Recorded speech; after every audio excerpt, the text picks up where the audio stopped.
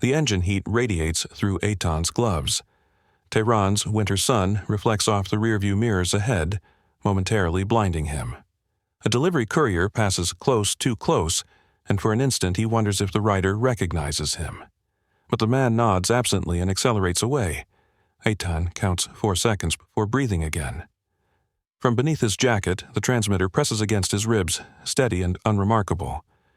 His entire contribution to the operation, months of prep, endless data, is reduced to one blinking light that shouldn't exist in daylight. He watches the traffic, each car a fragment of a pattern he's spent half a year mapping. Every Thursday, the same dark sedan, the same convoy order, the same security car hanging back 2 lengths, and always the slight drop in speed near the highway exit, the only predictable weakness in an otherwise shifting code. 3 weeks ago, he'd called it the hinge. Headquarters had approved the designation. The hinge wasn't just tactical, it was philosophical. That 30-meter stretch of asphalt represented the knife edge where planning ended and chaos began. But this morning, nothing feels familiar. The street cameras he installed last month are offline. Someone has pulled the local power to the eastern grid. It could be maintenance, it could be something else. He can't verify. His contact inside the embassy, the only person who can access the emergency relay, hasn't answered since dawn. Eitan glances again at the transmitter light. Still blinking. Still hot. Across the city, in a reinforced room disguised as a trade office, 2 Mossad analysts monitor faint telemetry from that same device. One marks the data feed erratic, the other flags the location anomaly. Neither can raise Eitan. By protocol, this means the field asset is dark, pending confirmation. By practice, it means keep watching. Somewhere near Absard, a man exits his compound, slips into the backseat of his escort car, and begins the same route as every week. Eitan doesn't know it yet, but the convoy left 7 minutes earlier than his models predicted. He's on the wrong side of the choke point. He turns on the bike's ignition anyway. Tehran's edge suburbs move differently in the pre-noon haze. Unpredictable traffic, boulevards half paved, and constant new checkpoints disguised as random patrols. For an outsider, it's impossible to read. For Eitan, every inconsistency is a warning bell. He doesn't wear Israeli hardware. His communication device is a gutted Iranian phone running custom firmware. His motorcycle is local, its number plates real, its service stickers genuine. Only one thing is foreign: the mission inside his head. His task is simple on paper: confirm the target's modified route and uplink a live visual feed to command. Nothing else. He is not an assassin, not a shooter, not even the primary surveillance node. Yet he knows the entire chain depends on him transmitting that confirmation at the right second. If he fails, the rest collapses, and no one in Tehran will ever know he was here. He accelerates toward the ring road, slipping between trucks and taxis. The air tastes of fuel and dust. Somewhere behind him, tire noise changes, pitch 1 bike, maybe 2, following the same rhythm as his. Could be coincidence. Could be police. But coincidence rarely survives this long. He doesn't check his mirrors. Any overt movement could signal paranoia. Instead, he watches reflections through shop windows, the glint of another visor, the tilt of a handlebar that stays aligned with him longer than normal. He adjusts speed by 2 kilometers an hour, subtle enough not to notice, but precise enough for trailing vehicles to reveal intention. One remains glued to his pattern. Red fuel tank, plain jacket, not police. Internal calculation begins. If surveillance, his cover is compromised. If friendly, he was never told about backup. If either, command has already moved beyond his clearance. He rides another kilometer before the bike peels away at a side street. Relief doesn't come, because that's when the comm screen on his handlebar flickers. A single message appears: unreadable code, truncated mid-line. Then it freezes. He swears quietly. The encryption module has failed again. That shouldn't happen twice in a week unless the city's packet filters have evolved, unless someone else is watching the frequency spectrum. He thinks of Leora, the systems handler back in Tel Aviv. She warned him before he left, if you sense distortion in the field, it's either interference or interest. Either way, don't stay still. He accelerates. At the eastern checkpoint, soldiers wave traffic through lazily. When his turn comes, one guard lingers on his license slip longer than necessary. Younger than most, polite but nervous. His partner glances toward the bike pannier, the one hiding the miniature relay board that, if scanned, would broadcast its origin unmasked. Eitan feels the pulse in his throat. The guard waves him on. He doesn't exhale until the city shrinks behind him. Out on the open highway, the horizon turns sharp. The scientist's convoy, if it's on schedule, should now be 20 minutes ahead, protected by decoy vehicles and unmarked escorts. His feed should already match the route coordinates uploading to command, but the screen remains blank. He toggles the manual switch. Nothing. Another message flashes from the diagnostic line signal interrupt possible field suppression active. He rehearses the procedures again, replace module, reset calibration, wait for handshake.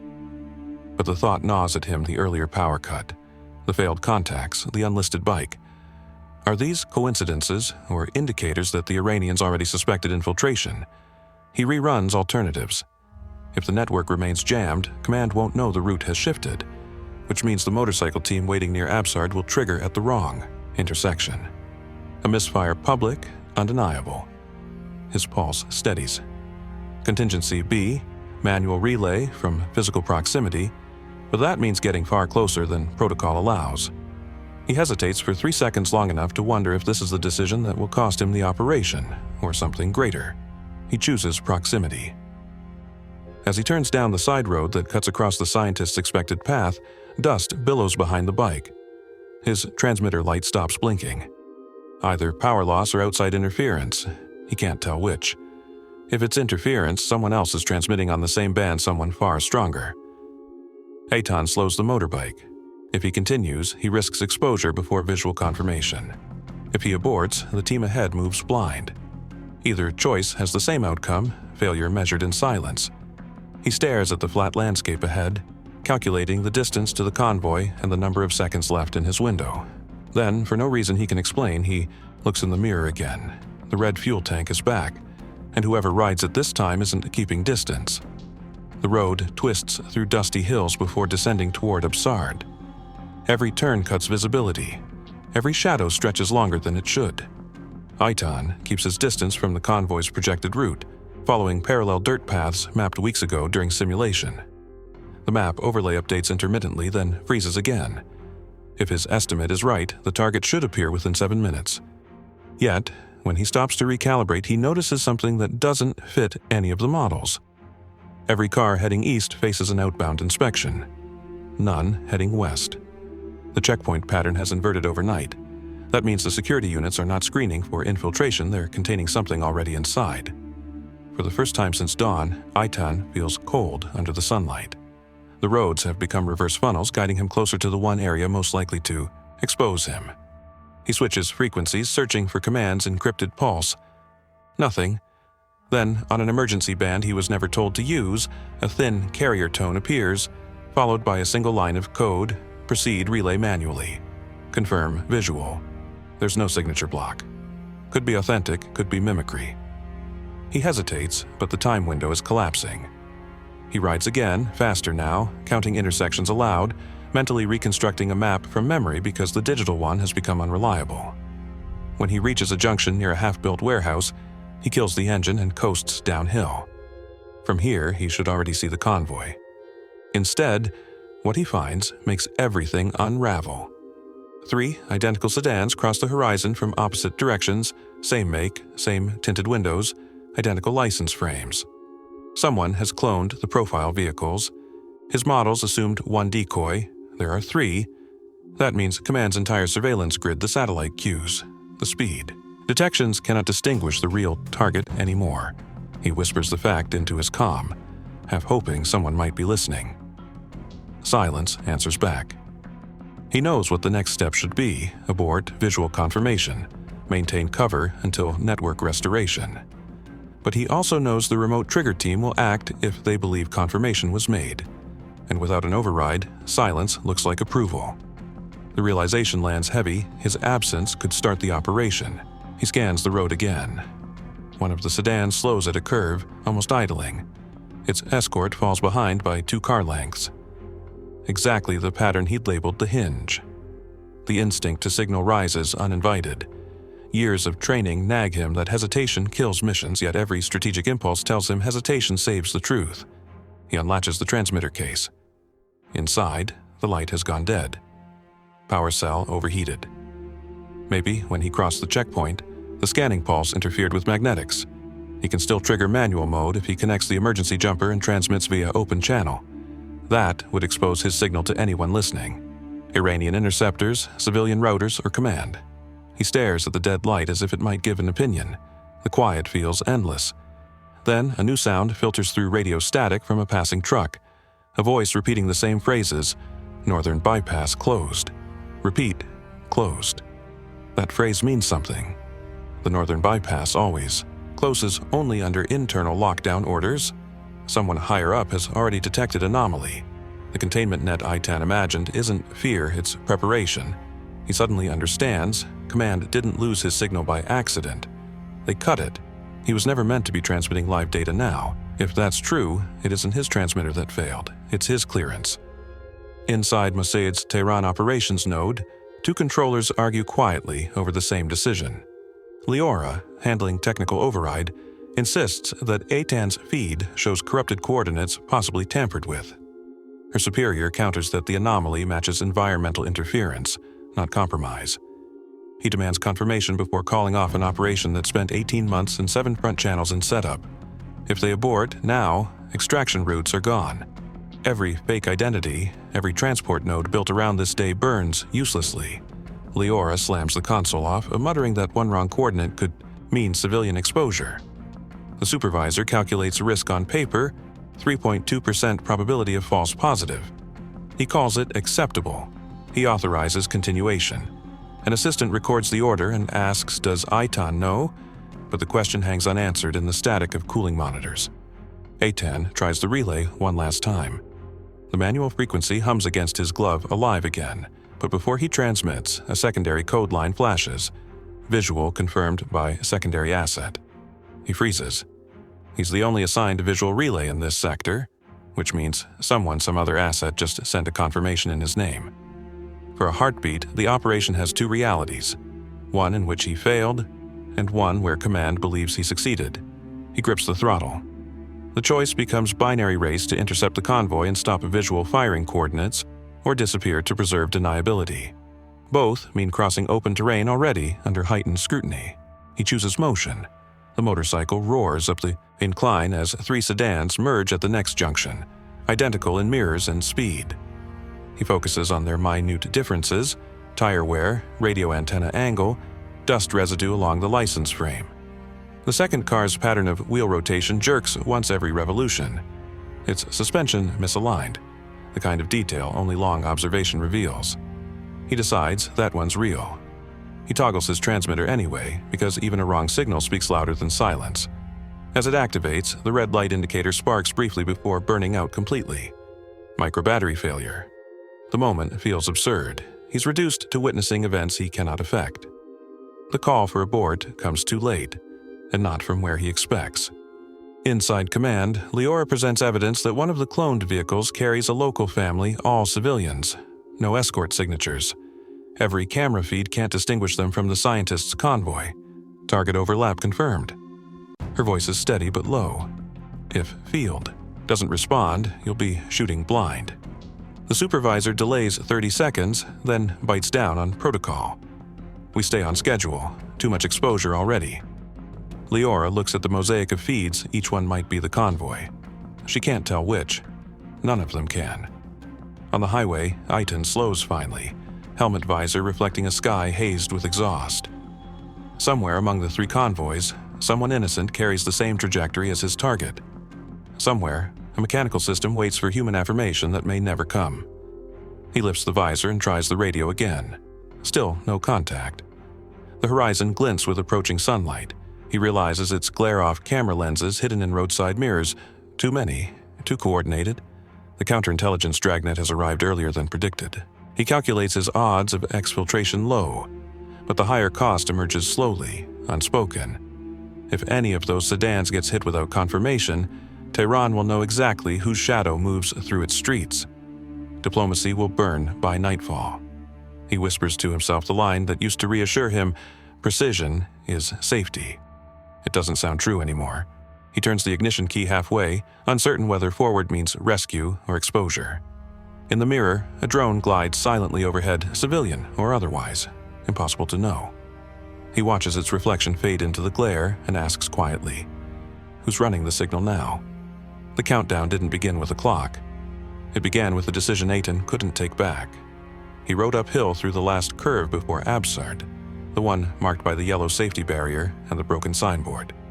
Beneath him, the transmitter unit lay dead. The manual override switch still jutted out awkwardly, a reminder that he'd already crossed protocol. He had no command feed, no verified map, and 3 identical convoys driving toward the same convergence point. But he still had sight and conviction. He brought the bike to the shoulder, dismounted, and leveled his body against the guardrail. The wind carried the hum of approaching engines. It wasn't clear which direction they came from because the valley curved sound differently. The echo played tricks. First, one set of headlights appeared through the haze, followed by another, half a kilometer apart. Between them ran a service truck covered in builder's tarp. Legitimate, except for the faint antennae protruding beneath the tarp, fold something Eitan wouldn't have noticed months ago. Now he saw threats everywhere. He squinted. The truck didn't match any Iranian registry models. Shorter wheelbase, mismatched plates. The right side sagged as if weighed down. It wasn't an escort, it was an instrument. He hadn't been told about any ground systems, but inside Tehran, headquarters, an automated strike unit AI-assisted, vehicle-mounted was live and waiting for a signal burst that no longer existed. The code relay had been given authority to execute upon visual confirmation received. The system had already logged that signal spoofed hours ago. Eitan thought the convoy was minutes late. In truth, he was already inside the execution window. He reached for his radio, indecision freezing movement. Abort protocol? He no longer had clearance. Even if he sent the word, who would hear? The first decoy convoy entered the curve. 4 cars, tinted, same pattern. From above, the algorithm would read identical silhouettes. Eitan could see minor tells, incorrect formation spacing, wheel damage. But to anyone remote, the data would look perfect. Then, a mechanical whir. Not thunder, not explosion, just an ordinary sound magnified by silence. The tarp on the builder's truck shifted almost imperceptibly. He realized what was under it. He stood straight, waving his hand toward the convoy, absurd instinct overriding logic. The lead escort cut its lights for half a second, an automatic threat response, misinterpreting him as road debris. The weapon inside the truck adjusted focus. Eitan ran to the bike and slammed the open frequency key. Abort, abort, verification compromised, repeat. Compromised, his words fractured under interference. The valley walls bounced them like whispers. Inside the Tehran node, Leora caught half the transmission. The phrase verification compromised collided with the incoming ping that confirmed target alignment. The console flagged conflict, abort, and execute simultaneously true. Her superior chose execution. The protocol prioritized signal timeliness, not human tone. The rifle under the tarp rotated 3 degrees and opened its first cycle. Eitan saw the flash and dove behind the barrier. The sound reached him half a second later, followed by the whine of ricochet. The first burst hit the tarmac, scattering debris, missing completely. The AI corrected automatically, scanning for facial metrics it thought it recognized. False start. The decoy convoy accelerated, tires shrieking. Civilians dove for cover near shops along the road. Leora screamed into her headset. Static drowned it. System error. Loop feedback shut down.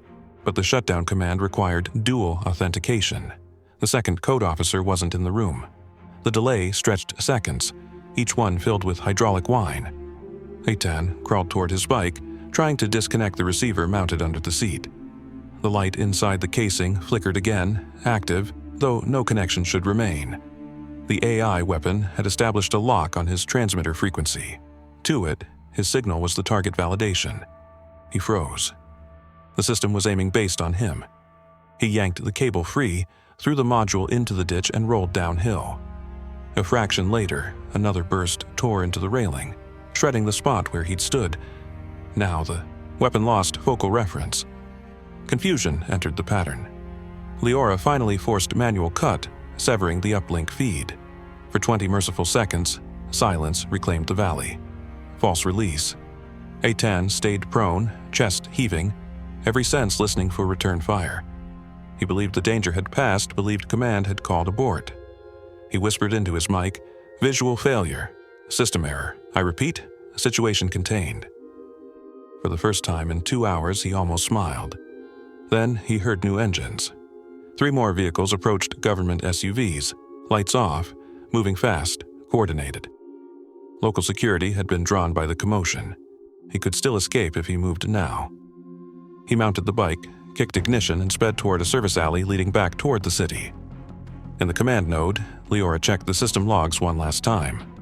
The AI was offline, but a queued redundancy process had just taken priority. A pre-scripted backup algorithm was already seeking alternate confirmation. Signals.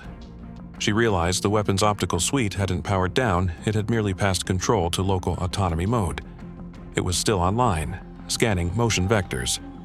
She shouted into the room, "It's not off, it's blind." But Eitan couldn't hear. He was already halfway through the alley, believing escape meant safety. The AI weapon misidentified movement along the same trajectory it lost. Reflection of sunlight from Eitan's mirrors matched the facial recognition pattern cached in its drive. Precision turned into obsession. The barrel reoriented. The remaining hydraulic pressure loaded one last round.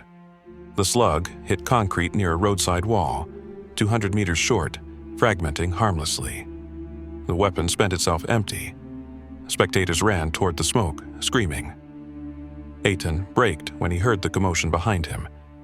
For a moment, he thought he'd left destruction, but what he saw instead was stillness. No flames, only rising dust. To any outsider, it looked like an industrial accident. He exhaled. For the first time, calm seemed possible. False release again, gentler but deceptive. He turned off at a side lane, parked behind a derelict kiosk, and waited. The air felt unnaturally quiet. Minutes passed, enough for adrenaline to fade into numbness. He took off his gloves and rubbed his palms, still trembling. Something vibrated inside his pocket. He pulled out the phone. The dead transmitter piece blinked faintly again, showing text across its cracked screen. A message, fragmented digital residue probably left in buffer memory hours ago, but its timestamp was now. It read, "Secondary activation in 0030. He stared, struggling to process. The system was designed with tier failsafes self-destruct protocols if captured.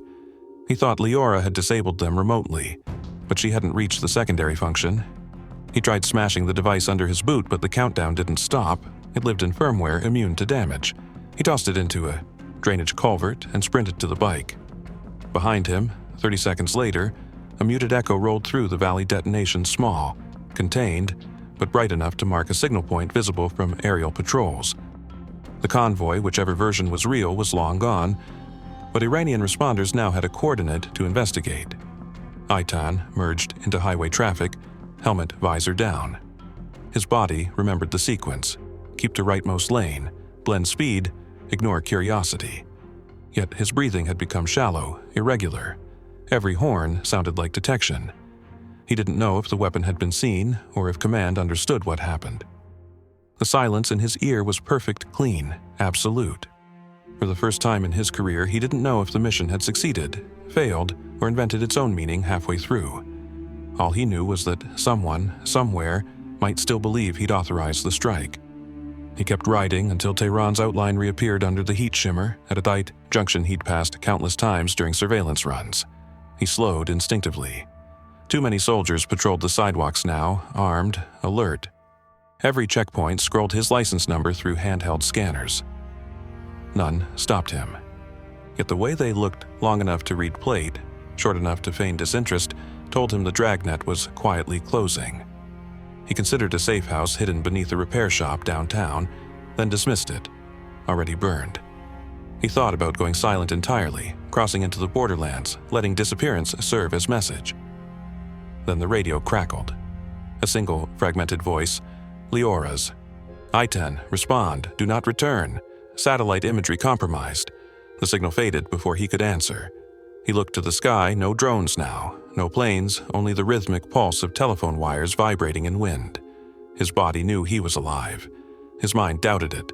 Ahead lay the city. Behind, the silence of an operation that might still be running. Without him, he pressed the throttle halfway, unsure whether he was moving toward extraction or toward capture.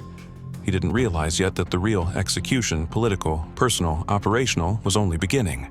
And as he disappeared into traffic, the only certainty left was uncertainty itself. The silence didn't last long. By evening, Tehran's traffic control grid shut down across 3 districts. Cameras blinked offline. Checkpoints sprang up without notice, and unarmed plainclothes patrols began pulling commuters at random. Within hours, 20 vehicles were seized, including one with fragments of scorched metal embedded in its rear. The fragments matched alloys used in imported industrial machinery not local. Someone in counterintelligence noticed the discrepancy. The crash that citizens were told was a fuel explosion quickly evolved into a foreign operation investigation. They didn't yet know who or how, but the footprint was deliberate enough to serve as message and bait. In Tel Aviv, Leora stood in front of 8 screens showing conflicting telemetry. Half of the field sensors still pinged active despite formal shutdown. One, marked Unit B, listed software awake. That shouldn't be possible. The unit had been destroyed. Eitan's transmitter frequency was also active again, geo-located near the highway entry east of the city impossible, given its detonation hours earlier. She realized the Iranian response teams must have recovered the casing and reactivated it for trace analysis, meaning the system's serial encryption was now visible to whoever cracked it. She turned to her superior. They have code fragments, enough to prove origin. The supervisor didn't look up. Proof only matters if they decide to show it. Leora didn't answer, because proof wasn't the problem pattern recognition was. If Iran learned the architecture of Mossad's AI-assisted framework, every subsequent assassination attempt built on that software line became predictable. Predictable meant defensible. Eitan's silence confirmed her worst calculation. The operation had succeeded only in burning its own design. She rewound the data from the start. Every flaw began at the same point the moment Eitan's visual confirmation was spoofed. Not by Tehran, but by internal misrouting from their own encryption patch. The patch she'd written. That was the hidden cost technical precision and moral avoidance had tangled until they killed coherence. Eitan didn't reach a safe house that night. He stopped at an abandoned fuel station outside Karaj and waited among trucks that never moved. Every minute he expected a convoy of unmarked black sedans to appear. They didn't. He thought about the transmitter buried in drainage rubble, now emitting nothing. He thought about the convoy that might have gone untouched or might have burned somewhere north. The uncertainty gnawed deeper than fear. At midnight, an encrypted ping appeared on his backup phone. Leora's signature but stripped of verification chain. 4 words only, "You were seen leaving." He powered the phone off. He understood what headquarters would decide. An exposed operative meant disavowal within 48 hours. No extraction, no acknowledgement. His clean identity inside Tehran would go dark. By dawn, international channels ran conflicting headlines: scientist missing, scientist assassinated, intelligence sabotage, foreign cyberweapon. Every version contained fragments of truth, yet none confirmed it. But inside Israel's intelligence community, the story was already closed, filed under mist, mechanized intervention, self-terminating. A new desk category created after the system itself had continued operating post-cutoff. Someone had to carry that label, a case study, to ensure it never happened again. Leora volunteered Eitan's. She knew he was still alive, but unreachable. She also knew bureaucracy needed a ghost more than a survivor. 6 months later, Iran's scientific directorate reorganized into decentralized research nodes. No single architect, no single convoy. Every scientist became partially invisible, biometric data fragmented across regional networks, communication routed through untraceable channels. The attack built deterrence for a day and disbelief for a decade, and precision strikes were no longer enough. They only taught adaptation. For Mossad's operational wing, the Tehran mission became case zero in the shift from single-point liquidation to structured disruption. But the word liquidation never disappeared from internal documents. It just migrated to another department. Every lesson turned into protocol, yet every protocol ignored the human friction that had caused the error silence mistaken for confirmation, compression mistaken for certainty. Budgets rose, oversight deepened, but the gap between human intent and autonomous systems widened. The algorithm that misread Eitan's transmission had been recoded, not retired. When field officers asked for assurances, analysts told them, this time, it knows when to stop. No one asked what happens when learning itself becomes mission objective. Leora left the directorate soon after, officially burnout, unofficially conscience. She carried the archived log that showed her code loop had caused the spoof. She could never publish it. Years later, every time Iran claimed to have uncovered a foreign spy ring, she wondered if one of them ever heard her name whispered through interrogation. Eitan vanished into the border provinces, working under an alias so common it erased itself. Sometimes, in crowded markets, he saw reflections of people who might have once been tailing him. Or maybe just faces that belonged to a different paranoia. The part that kept him awake wasn't guilt. It was uncertainty, the void between mission intent and consequence. Was the scientist alive? Was there a successor? Was the weapon reclaimed? He never learned. And in Tel Aviv's internal review, one statement repeated across reports. The operation's precision was undermined by human latency. They blamed delay, those 3 seconds of hesitation that saved civilians, but marked Eitan unreliable. Training manuals later taught recruits that hesitation equals exposure. None mentioned that hesitation also prevented an international incident from escalating into war. Inside one classified annex, though, a single paragraph told the fuller truth. Operator decision latency contributed to non-confirmation. AI misinterpreted signal, triggered autonomous loop. Human override unavailable due to design flaw. Recommend future interface prioritize uncertainty, awareness rather than suppression. That paragraph was removed before publication. Ambiguity didn't look good in doctrine. When the world finally stopped speculating about who ordered the strike, time had done its job, evidence diluted into rumor, rumor into myth. Yet among those who knew the operation's lesson lingered quietly, the more precise your weapon, the smaller your room for doubt. And doubt is often the last human defense. No medals were issued, no files closed permanently. The network kept adapting, reshuffling missions, renaming procedures to hide their lineage. And somewhere in a storage archive under the sea, a corrupted log still pulses with the signature of a field operative who no longer officially existed. Each month, analysts notice it, flag it, and move on. It doesn't threaten anything. It just remains proof that control is an illusion measured in milliseconds. Hidden ops. Stories sealed by certainty, undone by what they feared most, hesitation,